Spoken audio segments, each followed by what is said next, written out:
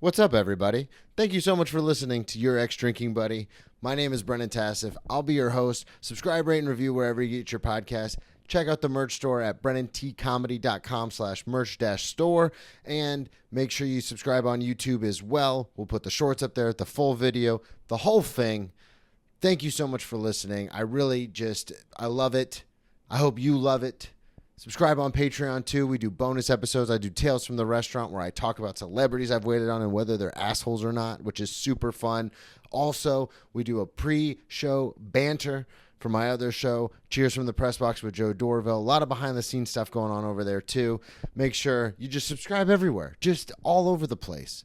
I greatly appreciate it. And if you're not leaving the mean comments, thank you for that. Maybe leave a couple nice ones. Grab me your beer and grab him a coke. We bout to sit for an hour, bullshit and tell jokes. And please don't mix it up, cause he done sobered up. Brennan T Comedy on your social media feeds. And Brennan Tassif is your ex-drinking buddy. Brennan Tassif is your ex-drinking buddy. Brennan Tassif is your ex-drinking buddy. Brennan Tassif is your ex-drinking buddy. What is up, everybody? Welcome into another edition of Brennan Tassif is your ex-drinking buddy. I am your host, Brennan Tassif. If you're new to the program, quick rundown of the show. I used to be everyone's favorite drinking buddy. It was my favorite thing to do, hang out with friends, get drunk, do drugs, get in all sorts of trouble, and then reminisce about those crazy stories. I am sober now, but it's still one of my favorite things to do, hang out with somebody and reminisce about the crazy old days. Most weeks I'll be joined by a guest. This week is no exception. All the way from Astoria, New York, Dylan Krasinski. Oh, thank you for having me, dude. What is up, my man? Second time on the pod. Second time on the to pod. be back. Very excited, dude. Before we get too far into anything, because you have an awesome podcast I've been on a couple of times, plug Appreciate everything it. up front. Where can they find you? I forgot you do this, and I love it, dude. I love the early plug. You can follow me at Dylan Krasinski on Instagram, YouTube, TikTok, and Troublemakers is the name of my podcast. Just search Troublemakers Podcast. Honestly, Google, YouTube, whatever. If you don't know how to find something, I mean, we don't want you listening to the pod anyway. But we post clips. It's very similar to your pod. We talk a lot of drinking stories, drugs, getting in trouble. We usually have a guest on every week. And a lot of times we just have a good old time. Yeah, Sometimes we talked wrestling last time. We did. We talked samurai wrestling. swords Yeah, in the you've bar. been on, twice? Twice I think? now, yeah. Ooh, the double, you know? It is funny because the first time I came on, I was all like nervous. Were you? I'm only nervous because it's like one of those things where Well, I don't think we had met. we hadn't before. met, and it is an introduction to like someone else's audience. No matter how big True. or small it is, True. like these people are now going to hear me for the first time on this show. Yeah. So I was a little nervous, and then when you told me the premise, I was like, fuck, if any of my listeners come over, it's all stories I've told before. Yeah. And then the second time we went on, I was just like, let's talk about getting arrested. Yeah, dude, that's what we love. It's Yeah. like, also, I think about that, like, you think about comedians, like, bigger comics who have come up, like, Tim Dillon is always the one I think of. When he was doing the podcast circuit before he was, like, Before he what was, he is yeah. now, he was telling, he had, like, those, like, 6 real go-to stories. Yeah. So many comics have that, you Yeah. know? And they're great. And people don't care if they read And I don't mind hearing them again. Yeah. You know? Sometimes I'll be listening to a comic that I really enjoy on another podcast, Yeah. and they'll be like, "Oh yeah, like Norman is a good example because he has a lot of crazy stories." And he'll be like, "Yeah, when I grew up in New Orleans, but I've told that before." And I'm like, "No, tell Just it Yeah. again." Dude, like I could listen to Tim talk about scamming people Oh, with, my God. with mortgages Yeah. and like giving tours around the city endless times. Yeah. So I don't give a shit. Like tell that story again. Yeah, so it's a great podcast. Everybody go out and listen to it. And the cool thing about it is it's a broader spectrum than mine in the sense that, like, when I tell people about the show, the whole kind of root of the show was, I'm sober now. No one in New York, knock on wood, has ever seen me drunk. Yeah.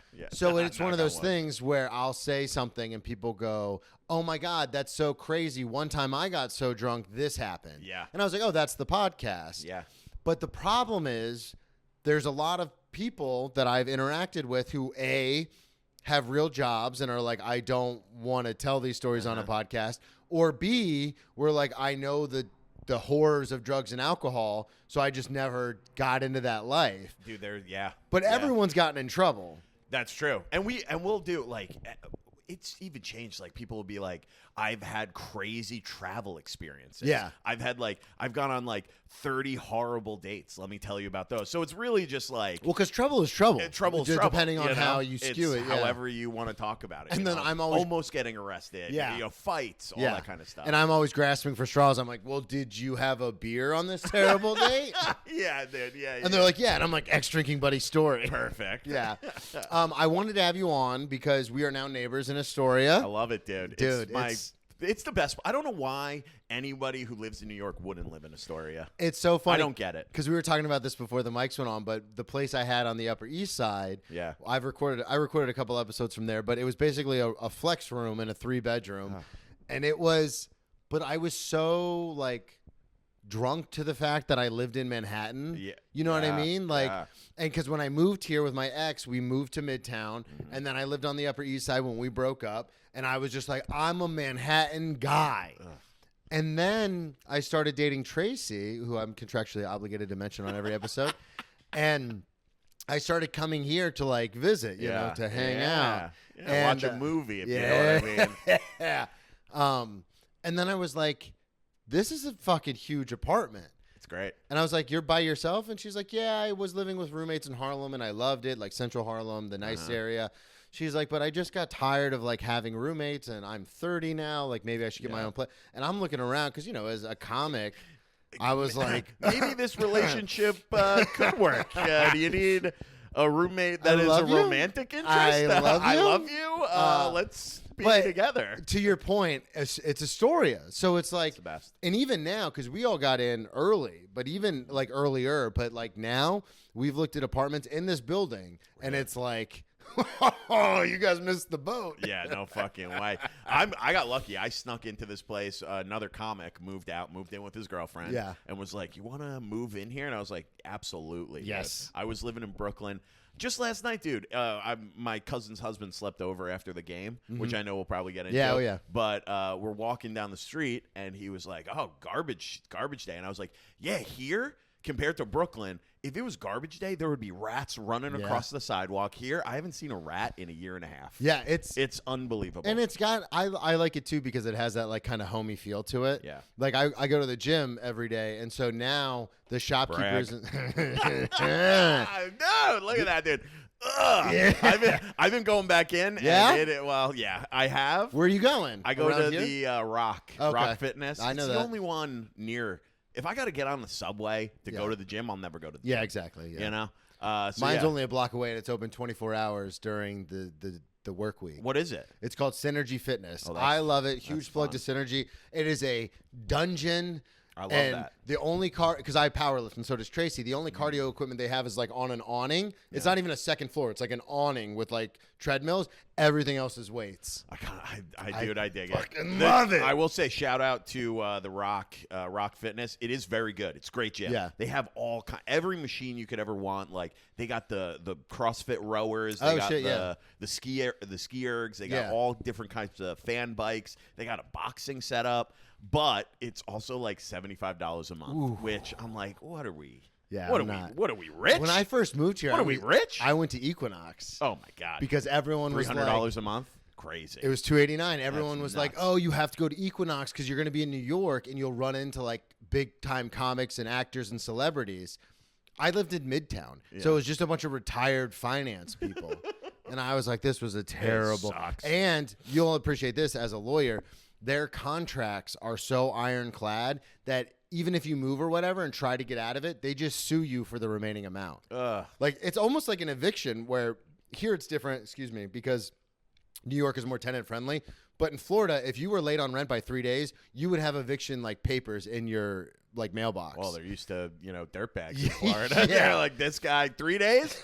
I doubt anything's happened other than him not having the rent, But it was like, I guess it's like that thing. Like if you cancel your credit card and don't make a payment, literally within a week, you'll have a letter from their lawyer saying you're being sued. And I was like, I can't get out of this contract. Like I'm screwed.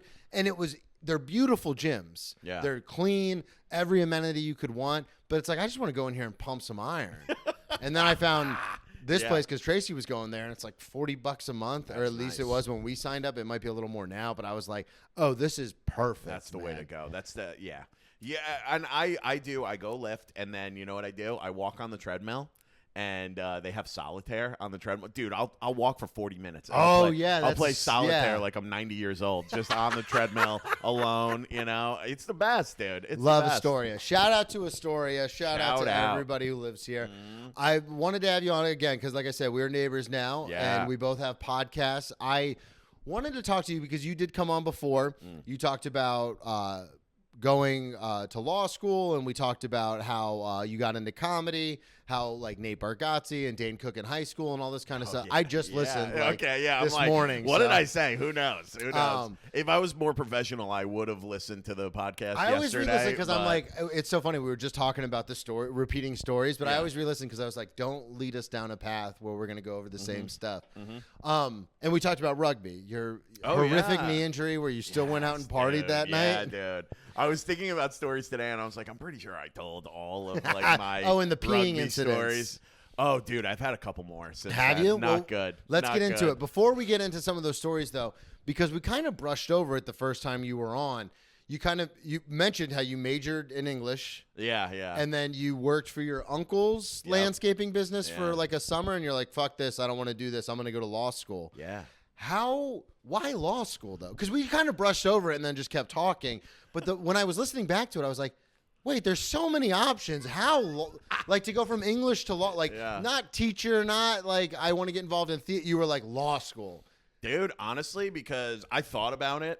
You grow up on Long Island, you know a lot of lawyers. Yeah. You know people, and then when I was in high school, I was like, oh, maybe I could be a lawyer. Who knows? And then why did you pick English though when you got to college? This is so fucked up. I remember in high school. I have an attitude of like when people tell me I can't do things or don't do things, I'm like, well, I'm gonna fucking do that thing, you know. So I remember I had. Who are you talking to? I always like English. I got 8 arrests to prove it. Yeah, dude. I had a high school teacher, great English teacher. Okay, she was awesome. But I remember she told us she was like, hey, do not major in English in high school. And as like a 17-year-old kid, I was like, oh, yeah, probably because it's too hard, and she doesn't think I could do it. So she was saying, like, in college, don't do She this, never don't. elaborated on it of like, hey, don't major in English because you won't have a job. Yeah. And, like, nobody wants to hire English majors for anything other than being teachers. I was just like, oh, I bet because it's hard. And, like, she doesn't think I can do it, so I'll do it. She's just talking to me. Yeah. Not the whole class. She's just talking to me. Oh, okay. Well, yeah, I'll be an English major. And and I did it. And I was like, yeah, this is not that hard. When you got to, because you went to law school at Suffolk. Yeah, in Boston. And undergrad, you went to Siena College. Shout out. St. Bernard's, baby. The St. Bernard's. When you get to Siena, and like, because this is what happened to me, is I went to college, and my uncle, who was like a big influence and still is a big influence in my life, was like, do business administration or business management, do something with business, because then it's kind of a safety net to where you could get any kind of job in the business world. And so I declared my major for, I think it was like business administration. And like as a freshman, boy, oh boy, all like, here we go, wet behind the ears. And then as an elective, I took a political science class. I think it was like political film and fiction. Okay. And I was like, oh no, this is way better. This is the major. Yeah. So when and I only say that to kind of set it up, when you get there and you're taking English, are you like, oh yeah, this is it? Or no way, dude. Are you kidding me? Dude, no. I pushed off declaring a major for as long as possible. Yeah. Honestly, I was just taking all like the general classes, and I was like, yeah, I'll just eventually find the thing I love. And then they were like, hey, no, you got to declare a major. Like, yeah, because going into you got to declare. And I was like, English. Okay, let's do it. You remembered your teacher in high school? It was very like not thought out or planned. And now I could say, because like, well, I still have student loan debt for law school, but at least my college debt is paid off mostly. There's a little bit, but hey, who cares? The government's gonna fail, it's and still up in the, they hold the loans. You know what I mean? I keep getting those emails like, just so you know. Yeah, dude. Oh, keep sending fucking trillions of dollars to foreign nations, but we can't pay off his little student loan debt. You know what I'm saying? It's It's ridiculous. That's why we gotta get the big guy back. Dude. We gotta get the big guy back in there. I mean, that he'll never forgive student loans, but that was my favorite part about. I mean, it's terrible, and the country is spiraling into this black hole. But my favorite part part of the debate was when they asked a question, I think it was about foreign aid. Yeah. And then he goes, look at her, still hasn't, what happened to the student loans? And I was like, great Exactly. misdirect, dude. But yeah, right? Exactly. What did happen with that? Nothing. I mean, it keeps getting blocked, but I don't really give a shit. They're never going to get the amount of money. If they really cared, and I know we're about to get like, this is not like me being fun, like, oh, I love to drink. If they really cared about student loans and this crushing amount of debt that most of our population had in the United States, hey, they would get rid of interest rates. Yeah.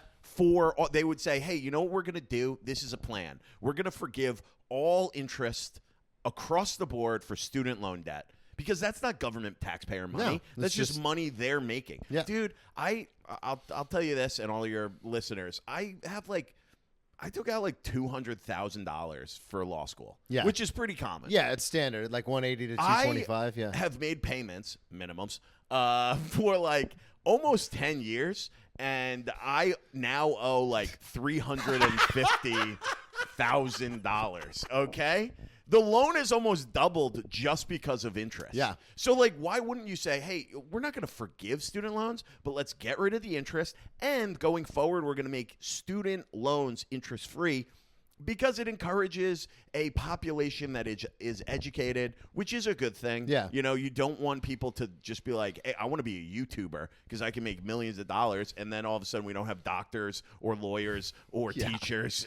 We have people doing pranks. I have a friend of my older brother who became a doctor and is I think still in like South Dakota working on an indigenous people's reservation because he was like, I owe to get it forgiven. Yes, because he's like, I owe, and they're like, oh, you just have to do this for. It was like 15 years though that he has to be there, and I was like, yeah, that's your life though. I know. That's what I did. They do 10 years of public service, and they'll forgive it. Oh, maybe it was 10 a buddy years, of mine just did it. He just got his loans forgiven after 10 years. I did public service for 5, and the annoying part is it's like all or nothing.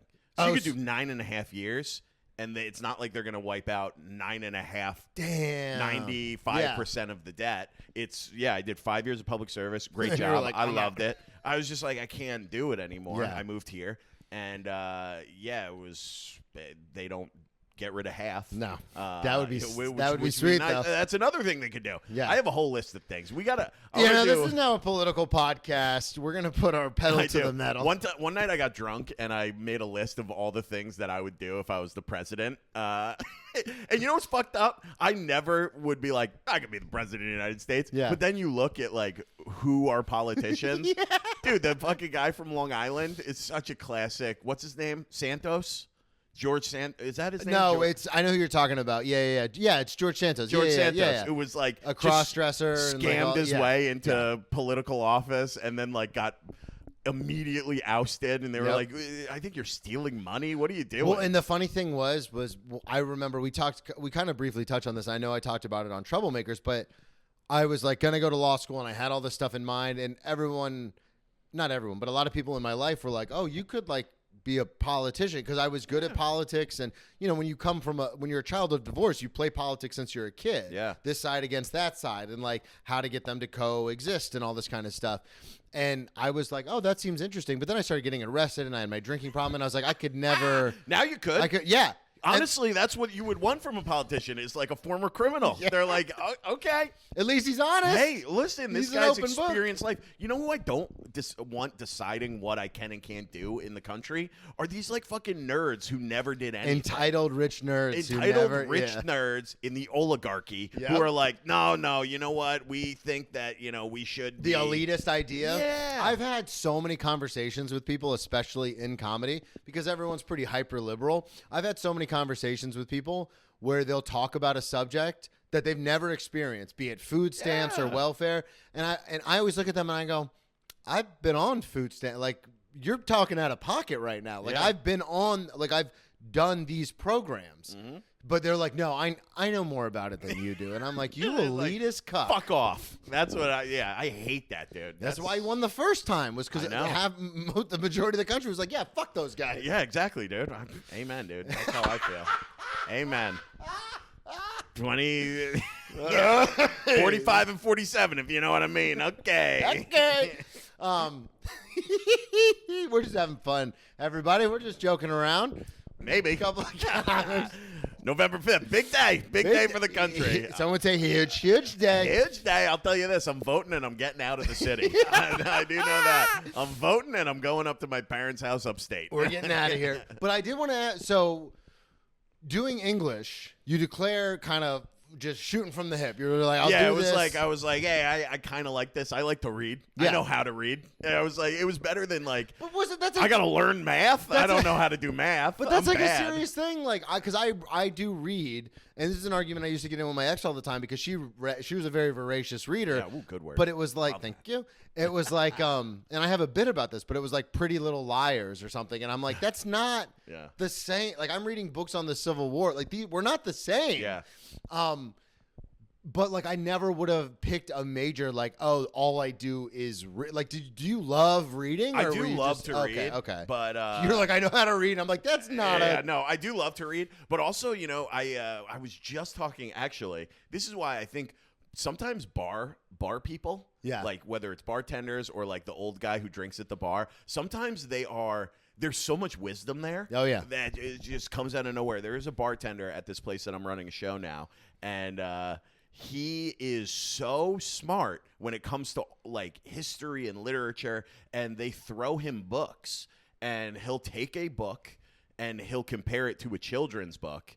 And dude, he did the other day I was in there, and have you ever heard of Metamorphosis, Kafka's Metamorphosis, where it's the roach, you know, he turns into like a monster, and he goes, "Oh, that book is Green Eggs and Ham by Dr. Seuss," and he goes, because it's about a man who wakes up and he's turning into something he doesn't understand, he's turning into something he doesn't like, and then by the end of the book, he is accepting what he's turned into, and he goes, well, this is my life now. And it's not him turning into a bug, and he goes, that's Green Eggs and Ham. I don't like Green Eggs and Ham. And then at the end, he's accepting. I not only am I accepting Green Eggs and Ham, but I like it now. Yeah. And I go, dude, 4 years of English.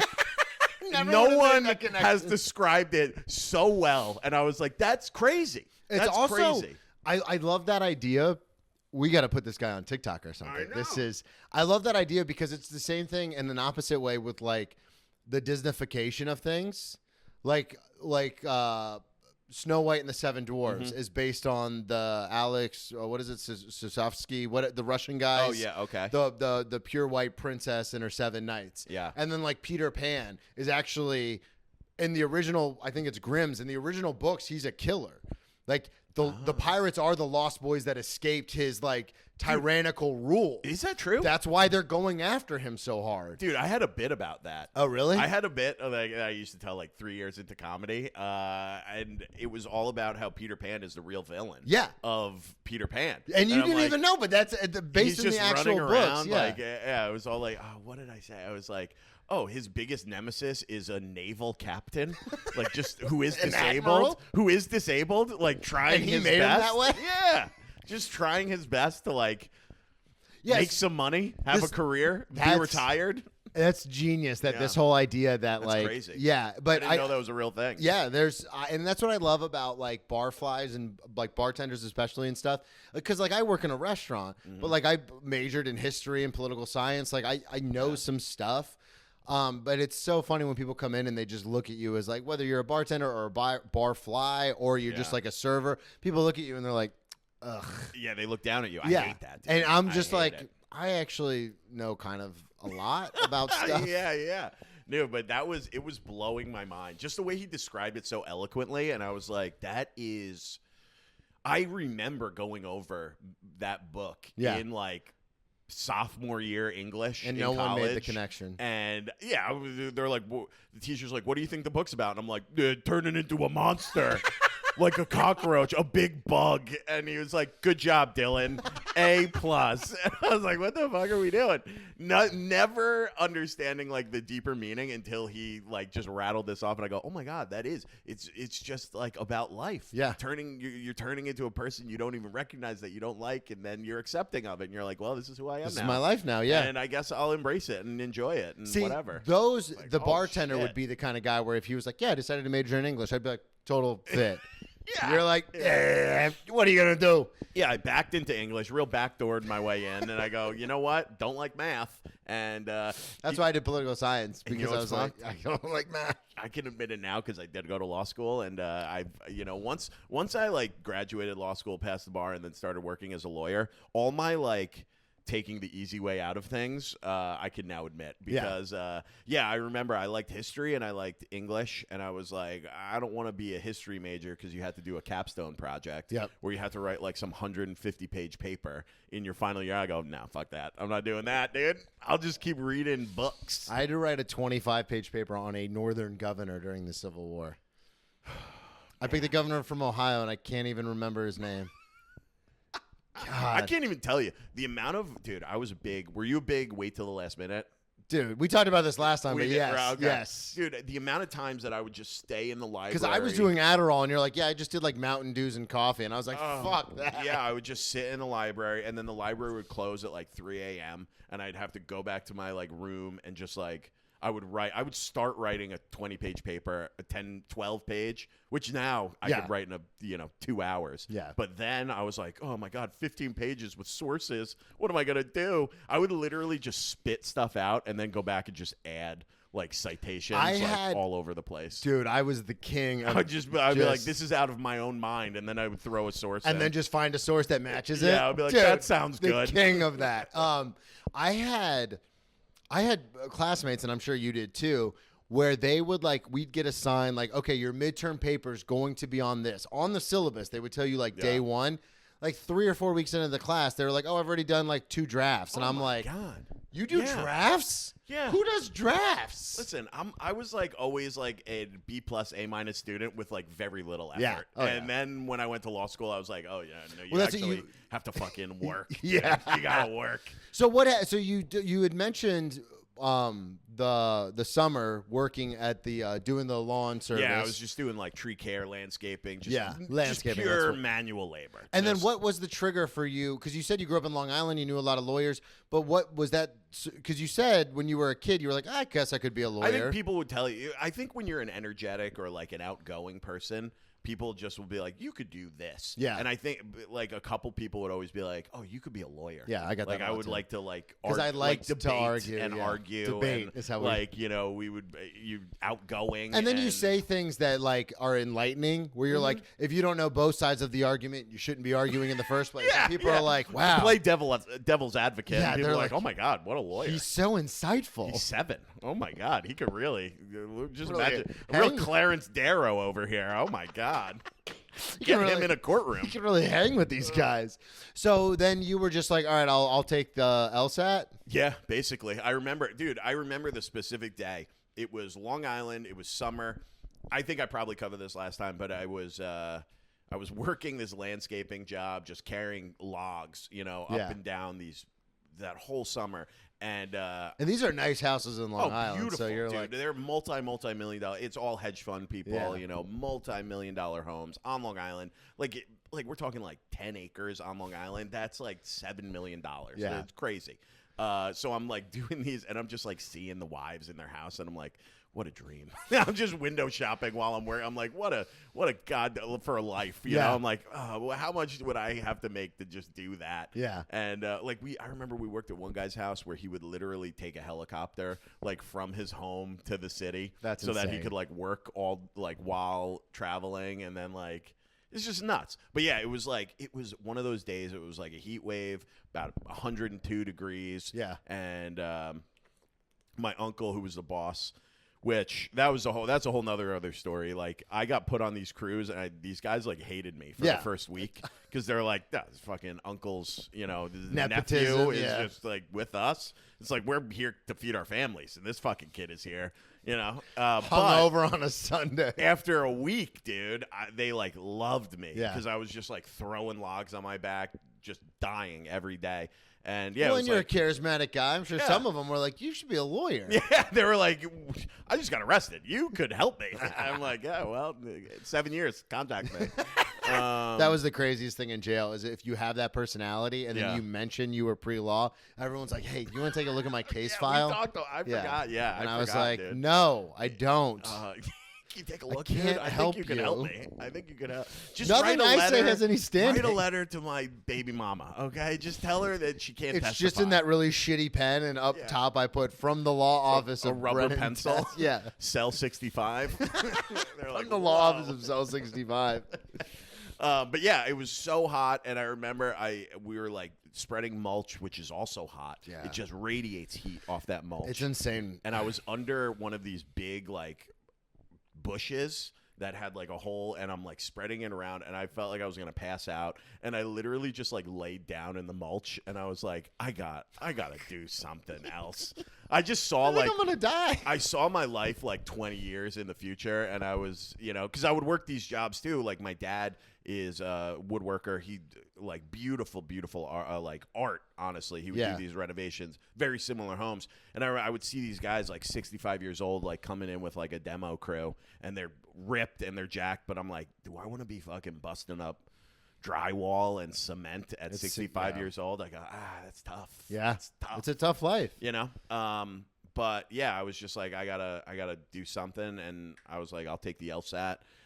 It was also because I did that job because all of my friends got internships. Yeah. They were all business. They all got like internships doing, these awesome internships. You mentioned the Enterprise. Enterprise I didn't get, and I was like, I gotta get it together. I didn't get a job at Enterprise rental car. Fuck you, dude. That is a crazy thing to be like, I'm a senior in college and I still have to get my life together. It's like, no, you're doing the thing, Yeah. but you're like, I wish people told you that, because Yeah. even at 35 now, I'm like figuring it out. yeah, oh yeah.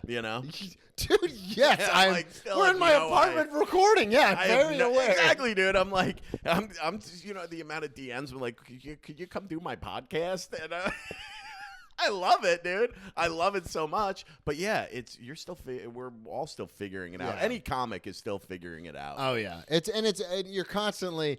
I keep thinking to myself like, oh, like when I first moved to New York, you start baseline, you start at zero, and I was like, oh, I'll figure it out within like a couple of years. Then a couple of years pass, and then I'm like, I'm still trying to figure it out. But really, if you look at it on paper, it's like, oh, I'm way further ahead Oh, yeah. than I was when I first got here. I think about that, like when you started comedy, and you're like, oh, if you look at guys like 6-7 years ahead, and you're like, oh man, I would love that career. And then you look now, and you're like, I want the guy who's 20 years in. Yeah. I want that career. And yeah, would I have loved to be on television already by 10 years in? Maybe, but it's not the end of the world. No. I'm happy with what I'm doing, and Especially because they give Emmys for YouTube stuff. So Oh, do they? digital shorts, yeah. Oh shit, I didn't know that. Yeah, I'm on IMDb because I put my short on YouTube or my one-man show on YouTube. Okay. Yeah. Hell yeah, dude. I'm a fucking writer, Oh my God. producer. Look at you, dude. I'm a writer, producer. I do it all. I'm a dancer, I'm out actor. I sometimes sing. I'm a singer. 6'1", 220 pounds. Call me if you got a spot available. I'm also a police officer during the day, looking forward to retirement. Look and, at me. Don't I look like a cop? Yeah, you do. So what was it intimidating to be like, are you doing LSAT classes? Are you, because the whole test, for Yeah. those of you listening who are uninitiated, but we are initiated, aren't we, Bruce? The whole test, I was born in darkness. the whole test is it's rational based. So it's not like it's not an equation test. It's not like X plus Y equals Z. It's very much like read this passage and then what can you determine from that. Yeah. So like I remember one of the questions was, you're an anthropologist and you come across this cave and there's fossils. There's these kind of fossils outside, these kind of fossils inside. And then the question would be like, what does it tell you that there were dog fossils outside? That they ate the dogs, that the dogs were there for Oh, protection. yeah, So it's yeah. all like logic and rationale based. Yeah. So for you, It's a lot of reading comp. Logic, Yeah, exactly. So for you, were you like intimidated by it, or were you like, oh, this is because it's a certain mind that it takes, and there's some people where they look at math and they go, this is easy. What do you? This is like. Yeah. So this is not hard. And then there's other minds where we can look at like reading comp and we're like, yeah, how did you not get it? Mm-hmm. So were you like, oh, this is going to be a cakewalk? I thought it was. Yeah. And I was so bad. Dude, my LSAT score, I don't even remember. Actually, I do remember. I think 164. Is that what you got? Yeah. God damn, dude. Yeah, you smoked me. But I will say, but you actually went to law school. The LSAT doesn't matter. No! That's what I'll tell anybody. As long as you can get into an accredited law school, it doesn't matter. You know who? No one will ask you about your LSAT. I think I got a 154. That's not terrible. And that was like the third time I took it. I was like, we got to fucking get it together. Well, you know what they call the person who graduated last from their class in law school but still passes the bar? A lawyer. A lawyer. Yeah, dude, yeah. So I like scraped by. I got into law school. I got into Suffolk off the wait list. You know what it is? I got into Albany Law with, I think, money. Too, and I didn't want to stay in Albany because all my friends were still there. I go, if I'm doing law, I gotta like totally change myself. I gotta move to a new state. I gotta, kind of like not develop this new personality, but like more of a serious mind. Well, yeah, because you had like the rugby team. Yeah, I had all my friends there. And, I knew like how hard it would be to do law school while like partying, like we're in college. Yeah, basically. A couple of my friends did a 5th year for like, getting their accounting master. So I was like, they're going to still be in the college mindset. I did that to a couple friends who were like, hey, I got accepted into the master's program here at FAU. And I was like, oh, that's awesome. And then I would still call them on like a Tuesday and be like, we're drinking. Let's go. Yeah. And they're like, no, I'm in like big boy school now. And I'm like, we're drinking. And they're like, all right, fine. Shout out Daniel Barrickat. Does he have his master's? Oh, yeah. He's got like every degree you could imagine for accounting. But I used to fucking drag him out, kicking and screaming like, no, we're drinking today, man. Yeah. Because I was like 2 years behind him. Dude, I know. It's so that's what I had to do that. And but yeah, no, it was great. I loved law school. Law school, I will say this. Like, I think after law school, the LSAT, I would love to take it now. Yeah. Because it almost like changes the way your brain works. Mm-hmm. You do so much of that reading comprehension and all that, and then when you work, it's so reading and writing, and it just becomes like second nature. I would love to take the LSAT just cold crush now it, and see what I did. Perfect I would score. love to see how I would do. Yeah. Well, it was funny because I have a pretty decent score, and then fucking Suits came out during the pandemic, and everyone's like 171, or else you can't get into Harvard. And I'm like, fuck off, man. A 164, did you apply to schools? No. You didn't? No. Dude, a 164 would get you into, like, a lot of good schools. Anything over 160, you're sought after. Well, you would probably get a full ride to where I went. Cool. Honestly. Cool. Just telling you, hey, there's always a chance. 8 years ago, it only lasts for 5. I'd have to retake it now. Oh, my God, dude. Yeah, you get like a 171. You're like, well, now what do I do? Now I'm going to have it. Do I go to Harvard or keep podcasting and doing comedy? What a choice. I don't give a shit what I got, man. This is the life. I know, dude. Look at what we're doing. Dude, I look now. This is also why I stopped doing, like, the public service stuff, is because when I moved to New York, I was like, I want to, make a real effort at comedy, and I can't do that if I'm working 12-hour days. Yeah, 100%. So I mean, it's I work, middle of the day on a Thursday, 3 hours a day, and I make fine money. Yeah, but Well, and so when you get to law school, because you had mentioned in your first episode you partied a lot as an undergrad. Yeah. When you get to law school, because again, this was another thing that we kind of touched on, but then just kind of breezed over. Is it this idea of like work hard, play hard? Is that like a thing? Because you had mentioned that you didn't realize like cocaine was such a big deal. Dude, I was just going to say, dude, I didn't realize how big cocaine was until I went to law school. Yeah. And I was like, oh, dude, everybody here does cocaine. I'm like, it would be like when I went to a small liberal arts school, so we drank a lot, but like a handful of people did cocaine. Yeah. It wasn't just around. I went to school in South Florida, I'm so assuming it was everywhere. It was everywhere. But yeah, where I went, people would do Adderall. They would snort Adderall. Yeah. But like coke, dude, was like, not a lot of people. I've said this a million times, so I'll give the Cliff Notes version. The first time I saw coke was terrifying. Because it's just one of those things where it's ingrained. Drops. You're like, oh my God. Yeah, it's ingrained in your head between movies and the DARE program and everything. You're just like, that's a bad thing. And then I remember I was with a friend of mine from she wasn't even a friend. I didn't even know her in high school. And then we ended up going to the same college, and we were like, I think we lived in the same the student apartments. We lived like in the same building. And she was like, oh, I'm from Daytona. What high school did you go to? And I went Spruce Creek. And she's like, I went to Spruce Creek. She's like, what year did you graduate? And I was like, oh shit, 06. She's like, holy shit, we were in the same class. So then her and I became fast friends. Yeah. And like literally the second day we were hanging out, she like pulled out a baggie of Coke and was like, do you want to do this? And I remember I was like, oh, this is why we didn't. like when you hit hang your out. tailbone and you're like, Yeah. like I couldn't breathe. I was like, no, I'm okay.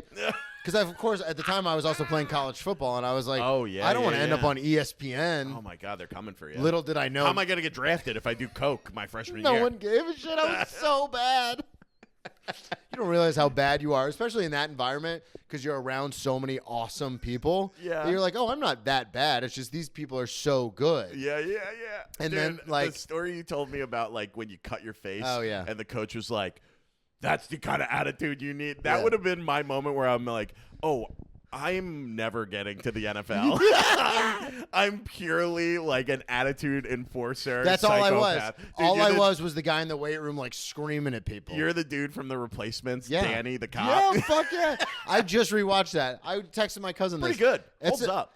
And the football's Ish. not as bad. No, I think it holds up 100%. The Yeah. football is not as bad as a lot of football movies from the early 2000s. That's true. It's because I rewatch it probably every couple of months just because I'm obsessed with the Yeah, movie. it's great.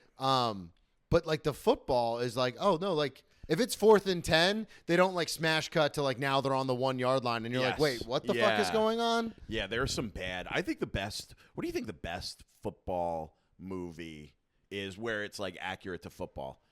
Friday Night Lights. Oh yeah, Because Yeah, the it movie is. itself was based on the book, and the guy spent the entire season with them, so all the like stuff is pretty accurate. I was gonna say not the replacements. Remember the Titans? Remember the Titans That's is a big pretty one. good, but yeah, accurate. Remember the Titans accuracy-wise, though I has a think lot of that like smash cut. Wait, all of a sudden the game is tied in the Yeah. 4th quarter, and you're like, wait, what's going on? Friday Night Lights was so good. I remember I saw it the first time I saw it. I hated it because they lose at the end. Yeah. and then you grow up Spoiler. and you go, oh yeah. If you haven't seen it in 20 years, dude, it came out. I remember I was a senior in high school. Yeah. I think 07. I had the poster on my 06, wall. 07. Yeah, it was great. We did. I've seen it now like 30 times. I that love movie. it. Huge shout out to John Williams. He was a guy who I played high school football with going into senior year. He played right tackle, fucked up his knee real bad. But he was going to be Miles. a film. What am I going to do if I can't play football? I can't play football. What am I going to do? Dude, I will cry right now just thinking Looking about at the that garbage scene. man, fucking scratching his knee, and he's like, "Well, I can't play football." I'm going to cry right now just thinking about that scene, Oh, man. it's Because tragic. I felt that even though I was not nearly the player. When I got my 8th concussion and they were like, "Yeah, you're not going to play anymore." I felt that where let I me was go back like, to that. "No, I'm a football player. Like, what am I going to do if I can't? Yeah. I'm going to do it right now. I'm going to start crying." Oh, dude, I've never had someone cry on a pod. Let's really get into it. I would love that, dude. A real I was- emotional moment. I was a scout team player. I was garbage. But Me when too. they told me I couldn't play anymore, I was genuinely, I was like, what am I going to do if I can't play football? Dude, I think that is to like, I think a lot of like men, especially when we're like raised playing sports and you like find your thing. And even if you're not good at it, like I was a scout team player in high school. Yeah. I played for a great high school. You told me you guys won the state championship. Yeah, 2 years in a row. I have 2 rings, and I did nothing. to Ding deserve dong, those. 2 rings, baby. I don't think those 2 rings. Hey, dude, scout team I players are did- important. I know, and I got a scout team player of the week shirt my senior year last. I made week. merch. I made merch because now that I know how to make merch, I made merch as a 36-year-old man. It's got FAU on the front with a Yeah. logo. It says FAU football, and on the back it says Scout Team All American.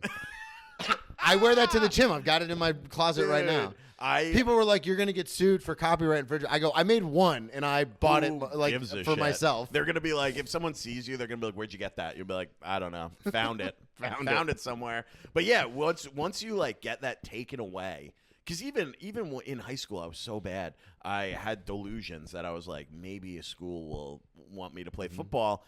And then you realize when you get old, you're like, oh my God, there's so much more to life than Yeah. just like playing football. Which makes me, I want to go back to that concussions thing. Oh, yeah. Dude, did you see this is old news, but the Tua concussions. Yeah. What's your take on that? So my whole thing with Tua is that nobody can tell him to. He's got to want to stop playing. I mean, no one's going to be able because they're just not going to be like, oh, you got because it goes into this whole thing where there's like, oh, well, now it sets a precedent where it's like, well, if you can just tell players they can't play anymore due to injury, yeah, especially a concussion. Yeah. You're going to have to start cutting a lot of players. You're going to have to tell Josh Allen, there's a lot of really good, talented players that it has all these cap implications and stuff like that. So the NFL, they're all about player safety. Yeah, dude. They're all about not getting sued. Yeah, so they're not going to they're going to leave it up to him, but in my honest opinion, because of the stuff that I have to deal with now, I'm really terrified. Yeah, like I say this all the time, and I talk about it a lot on my sports podcast. But like, if I go to like open my door and I drop my keys, I'm like, it's happening. Oh my! Here God, it comes. dude. Like it's starting to happen because I don't drop things. I don't stumble. I'm not like I was shitty, but I was still on a Division I roster as a running back. It's hit. like, but I'm saying like I'm not clumsy. By like the I'm not string defense. You know, a dude who's now like playing in the NFL. Was a couple guys that lit me up were playing in the Yeah. NFL.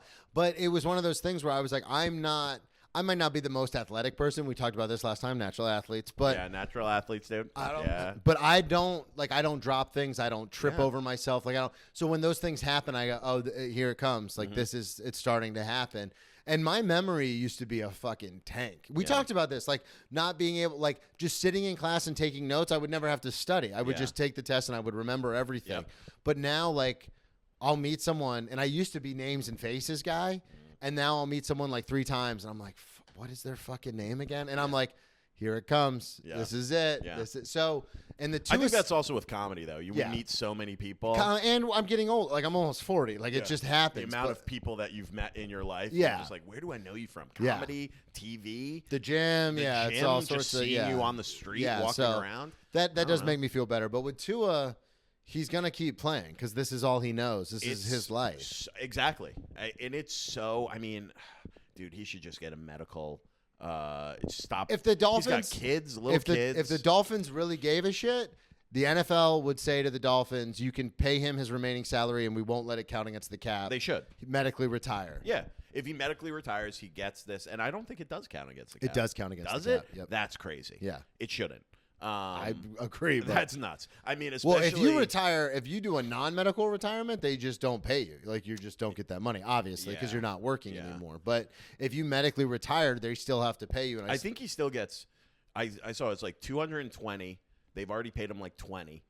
And if he retires, he still gets like 140. Yeah, because it's not fully guaranteed. So if he medically retires, he gets like 180. Oh, really? Like if it's a forced retirement. But this is the thing, we're talking numbers. It's not about money. Like money has nothing to do with it. He just wants to play. Yeah. And he wants to win. Yeah. He wants to be a winner. And it's that thing that we have, like with comedy, Yeah. where people are like, "Oh, why don't you just quit comedy?" It's like, no, because this is the path that I've already chosen. put so much time in. Well, and this is the path that for me, it's a lot of like, no, this is what I do. Yeah. Like it doesn't make sense. Like I can make my rent working at the restaurant. Like it doesn't make sense to ever leave this. Yeah. And people are like, "Oh, aren't you, worried about being broke all the time and blah blah?" And I'm like, Tracy's got it. Everything dude. works Like, we're out, fine. dude. Everything works That out. was the That's name what of I your said, first episode. right? I know. I've talked about this, but that's all that. Everything works That goes out. back to falling into the English degree. If I wasn't an English major, maybe I would have gotten that internship. I would have never went to law school. Yeah. When I moved to Boston, that's when I found comedy and found like law school gave me the kind of confidence to do stand up. So if I wasn't an English major, I might have gotten that. It's the story of the Zen I master. might have started working at some like finance firm, Yeah. and then everything works out when you go back. It's the story of the Zen master. What is that? There's a Zen master in a village, and I know the 14-year-old boy, and then he gets a horse for his birthday, and everyone goes, "Oh, how great! He got a horse." And the Zen master goes, "We'll see." Maybe, yeah. We'll see. And then he falls off the horse and breaks his leg, and everyone goes, "Oh, how terrible! The young boy broke his leg." And the Zen master goes, "We'll see."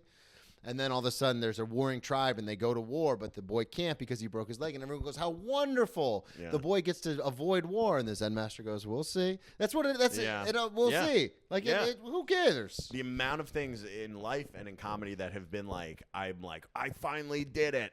I'm here, and then it gets taken away.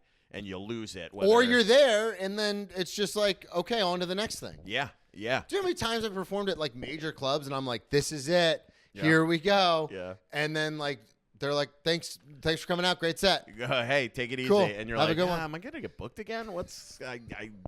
You told me I had a good set. I had felt someone- like I had a good set. I mean, why? I had someone ask Hasn't been for months, avails, dude. I had someone ask for avails for a club. I won't say the person or the club, but just to say, like, I got so excited. I called my dad, and I was like, boy, oh boy, first hard pass I've gotten at a place. Because I'm soft pass at a lot of clubs. Like, I'm on the website. Like, you have to Google me to find it because it's not on the main page. But I'm on different websites. I performed at all these different clubs. But finally, a club is asking me for paid spot avails. Wow. And I was so excited. Yeah, it's a big moment. Didn't book me at all. And then stopped asking for avails the next month. When I pressed them, when I was like, hey, you asked me for my avails, but you haven't put me on any spots. They were like, oh, yeah, we'll let you know. And then just never asked me for avails again. And I was like, God damn It's it. the worst, man. But hey, we'll see. We'll see. We'll see. We'll dude. see. We'll see. Speaking of we'll see, Yeah. we have big news to talk about. We kind of touched on the law stuff. Dude. Oh, But your Mets. Oh man, baby. Speaking We of will sports, see. We will see. Dude, I was at when is this coming out? This will come out Friday on Patreon, Monday everywhere. Okay, so if you're listening everywhere, the Mets have played game 1 in the NLCS already, whether it's the Dodgers or the Padres. If the we Padres do not know. beat the Dodgers again, I'm scared of both teams. Yeah. I'm scared of both teams. all that money that got dumped into the Dodgers, and they might not Yeah. even make it out of the. They might not. They DS. really might not.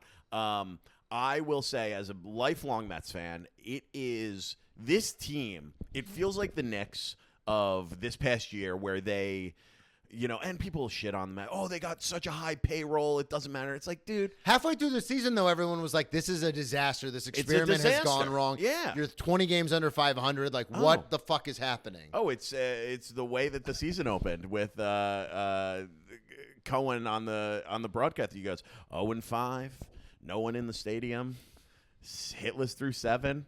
Feels like rock bottom. And that's literally how the season started, dude, in game 6.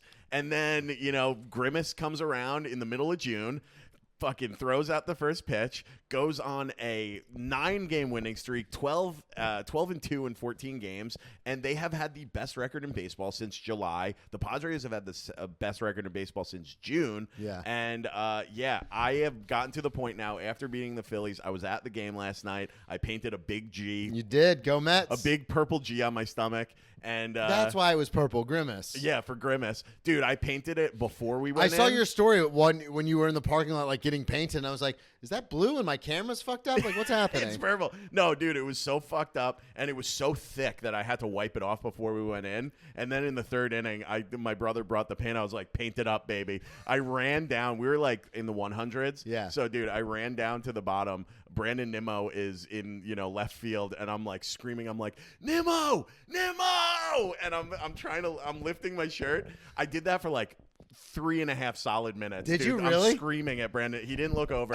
Finally, the security guard's like, "Hey, man, can you go sit down?" It's cool, I'm but just screaming in his this ear. was before the Grand Slam. This was before. They were Okay. down 1-0. It was like 3rd, 4th inning, and and Francisco Lindor. I think it was maybe the 4th. It was after they went down 1-0. I think it was maybe in the 4th.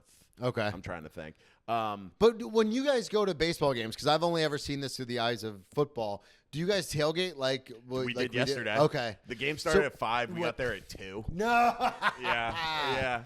So what is it? White Claws? What are we doing? Oh, Shots? dude, what are we you know doing? what the drink is now. It's no Because more. it was White Claw last time It you was were on. White Claw. I am on the Surfside Sun Cruiser bandwagon. Okay. Which is just like a Mike's Hard Lemonade, basically, but, in a dress. They really dressed up a twisted tea to Yeah. make it cool. And you're like, yeah, dude, a hard iced tea over ice. I had like 10 of them before we went into the game, I think. And dude, you know what the problem is at baseball games? Yeah, dude, that was me. At baseball games, though, and at football games, once you get in there, you lose your buzz real quick. Oh, yeah. It's real hard to keep that buzz Chaotic. The drinks are expensive. You can only get one like every 20 minutes because you can never find the guy. going. Yeah. But I remember I had the G. I lifted up. Though I did almost, not that I'm going to fight at a fucking baseball game, but a fucking. Or just in general. I got friendly fired, dude, from I thought people would be psyched about the G. everybody was, Yeah. okay? But there was this, like, dad behind me where I lift up my shirt and I'm like, Grimace, let's go. People are cheering. And this one dude goes, what does G stand for gut?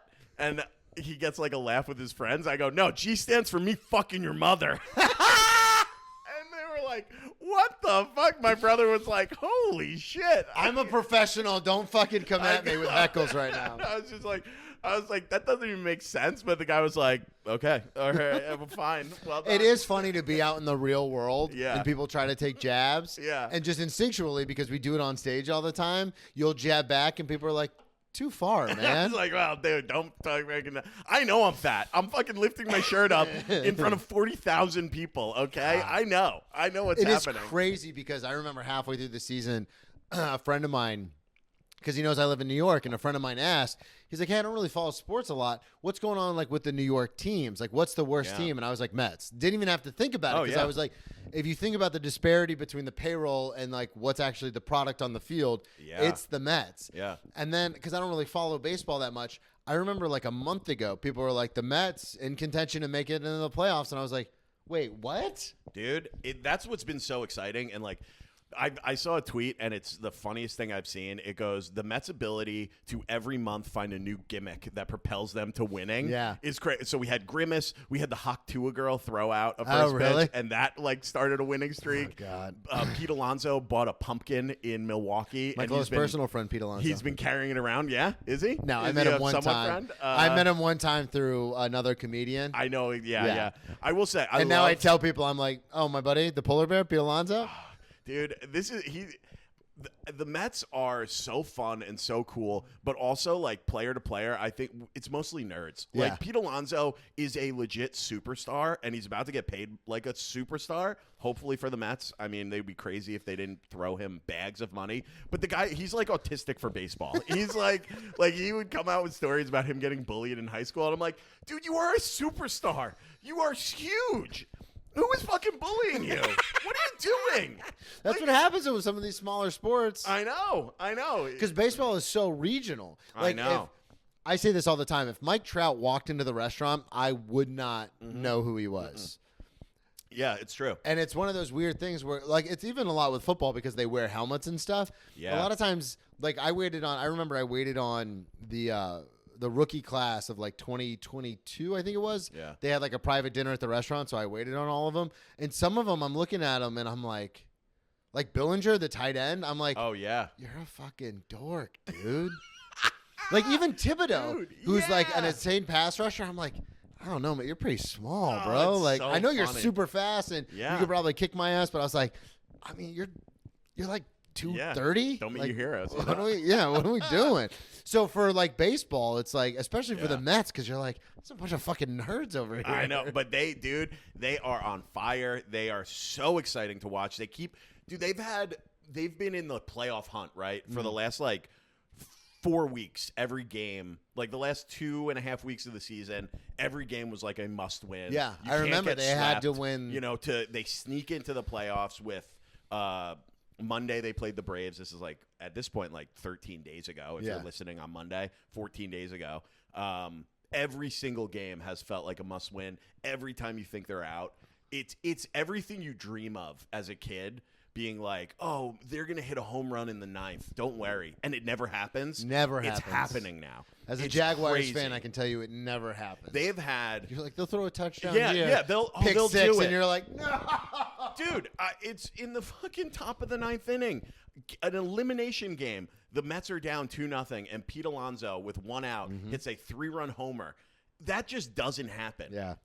In sports, let alone the Mets. That's why it's such a. I It's tell people all the time. unbelievable. This is why sports are important. People are like, sports are dumb. It's a game. I'm like, yeah, but it gives people something Yeah. to root for. Yeah. So there's that guy. There's that Booby Miles out there who like never, ended up having to, work for the sanitation department. Has 2 kids that he's always arguing with. Got a wife that hates him.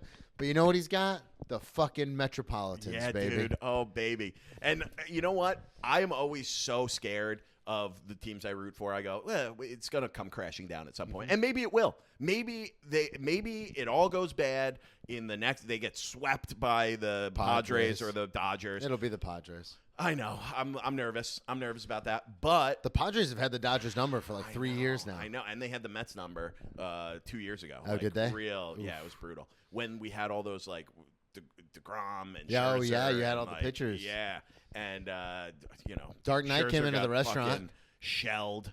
Did he? Yeah. He was a guy. I mean, felt at so one bad point- for him. Oh, he yeah. was like he just couldn't the handle next- the lights. Matt Harvey is what we were talking about. Unfortunately, in New York, I think some guys just can't handle it. Randy Johnson, I we probably saw wouldn't that. be able to handle Yeah. it. Honestly, like Randy Johnson came here after the Diamondbacks. He's a little older. Got Yeah. signed by the Yankees. He was out after like a couple months. because everything you do is under a microscope. Yeah. and it's such a huge media town, and if you win here, you are. Like there will be if they win the World There's going Series, to be a there will statue. be a Lindor and Pete Alonso statue Yes.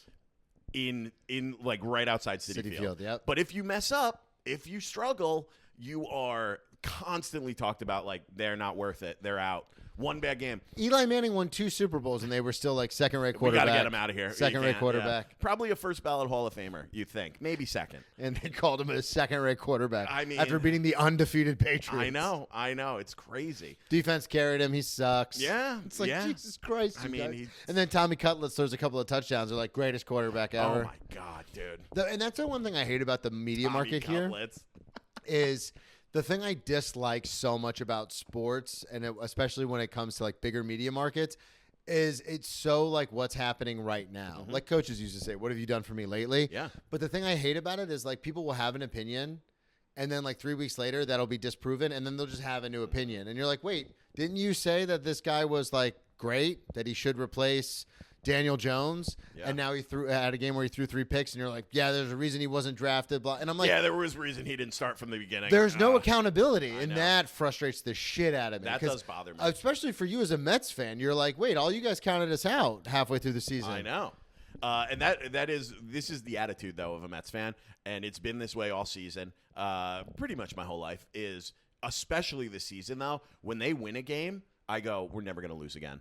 And when they lose a game, I go, we'll never win again. It's just like comedy. So I go, when it's bad, it's gonna be bad forever. When it's good, it'll Yeah. be great forever. I've So had right sets now, like I'm on that. this high. I'm on this high until Sunday. We'll see. Yeah. Big game. Big game. I don't like the rest because they've been playing a gauntlet schedule. But I will say, and maybe I'll be proven wrong, it's still been a fantastic season. I'll be depressed and upset, but they've so outperformed. I have this feeling. Have they which- outperformed though? It's a $235 million roster. I'll get into that. Okay. I'm going to get into that. All right. I don't like this. All these people fucking talking about, they pay so much money. Moneyball, love the movie, love the concept. Great movie. It does not exist. No. Moneyball no longer exists. When the owner of the A's bought that team, he bought it for $160 million, and he was a poor millionaire. Yeah. Okay, now Also, everyone has analytics too now. yes, that team, and they had to do, we don't have the money because I'm a poor millionaire compared to these billionaires. Every professional sports franchise now, whether it's hockey, basketball, baseball, football, they're all billionaires. Yep.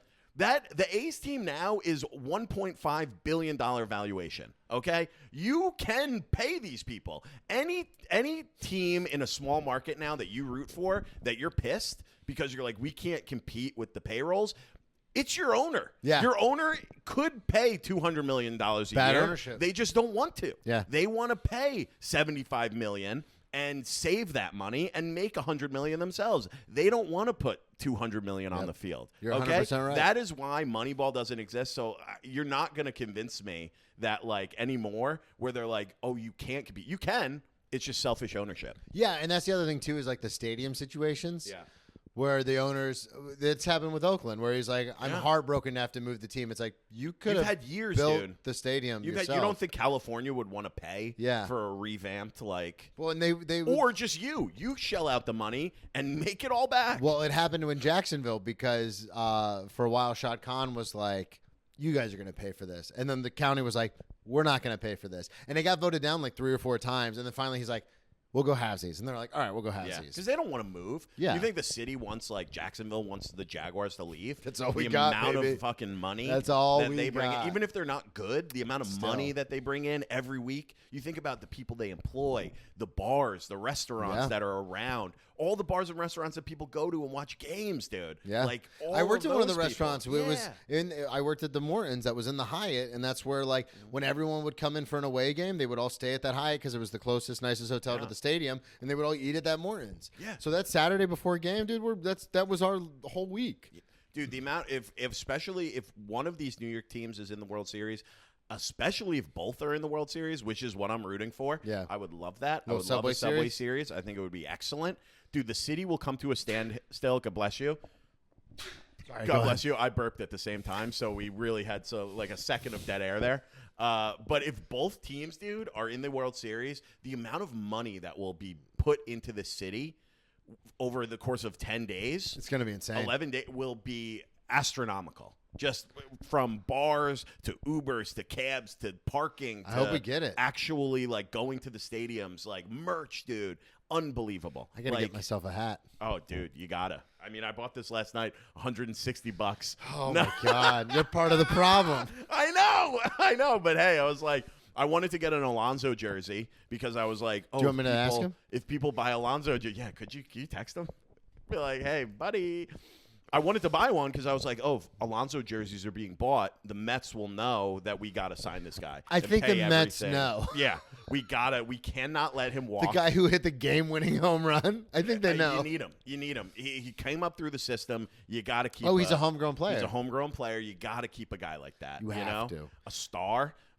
Just ask Boston. Well, yeah, Mookie dude. Betts. Yeah, you don't want to let guys go. That's crazy. Especially like MVP caliber players. I know. They will never live down And like that he's Mookie had Betts a tough. thing. He hasn't had a great season, but like he's also come through in the biggest But moments. no one's going gonna remember that. No one's gonna remember No. like, oh, he was like 180 in June. They're Dude. gonna remember. Hey, remember when he hit that 3-run shot and Yeah. and the Mets took the lead? It's like Bobby Boucher coming in Waterboy. Oh my god! Remember when Bobby Boucher showed up at halftime and the Mud Dogs won the Bourbon Bowl? Yeah, dude. It is that Alonso home run is maybe the second greatest hit in Mets history. The first being 86. Darryl with Strawberry? like going through the I don't- going I'm just through throwing guys out. Bill Buckner through the legs. You got to Oh, think that yeah, I that's forgot about that, probably yeah. the biggest hit ever because it forces a game 7 and then they end up winning. Yeah, they won. But, So like, 86 was the last win. Yeah, 86. So neither of us were alive. And they were in 2000 and 2015. Here we go. And then, this is what I was going to say. This team, I lived in Boston for a lot of the Red Sox runs. Oh, yeah, 'cause you were in law school. It was, so I was there in 08. No, I was there from 11 to like 2020. Yeah. So I saw 2 of them. But there was that one where like Big Papi would come up and he just like every big spot, he hit a home run. And like that team felt like you were like, oh, I don't know, but it just feels like they are already dynastic. You're like, the oh, it's already World Series yeah. champions. Like it doesn't matter what happens, whoever they play, they're going to beat. It's crazy for me to say this, but that's what I feel about the Mets right now. So if he jinxed it, everybody, it's at Dylan Krasinski on all social media. Dude, I've also made so much money betting on the Mets this Have you last really? week. Dude, I put So that money, jersey was no problem. I made like $1,000. Get the fuck out of here. Dude, I put money because I was You are a sick person. Who bets like that on the Mets? I was betting like $20, but like it turned into a superstition. I was 4 for 4 until the game 3 of the Phillies. yeah. But I would put money. I would put like $50, and they were like the Milwaukee game. Okay, top of the 9th, it was like 14,000 to 1. It was plus 14,000 odds that the Mets would win. And in the top of the 9th, I put like $20 on. I made like $600. You know, Yeah. Crazy. I did it twice in the Braves game. I put money on. They took the lead. I cashed out. They lost the lead. Put and money then I back put on money it? back on. And I go, I think because I cashed out, it jinxed it. And I let it ride to the end of the game. I made like $400 there. Yeah, dude, it's been wild. Dude. A wild run. I'm happy for you. Yeah. So This was so much fun, man. are we in an hour already? Yeah, I think so. Oh, dude, we're fucking cranking. yeah. Baby. Well, we're But- talking politics. We're talking law I school. know, we're talking dude. drinking. It was, you gotta come out and watch some games too. I will. For the next, hopefully hopefully till the end of October. Let's do it. Hopefully till the end, you know? We're Right till gonna the end, make baby! Plug everything one more time. Okay, at Dylan Krasinski on Instagram, YouTube, and TikTok, and Troublemakers. We put episodes out every single Wednesday. Give it a listen. We got to have you back on, dude. Yeah, for sure. Absolutely, I got very plenty soon. of trouble stories. I know, dude. I know. You're always a great guest. So, yeah, that's me. Thanks, dude, for coming on. Thank you, everybody, so much for listening at Brennan T. Comedy on all social media, BrennanTComedy.com. Check out the one-man show, Ex-Drinking Buddy, a comics look at life, near-death recovery, and redemption.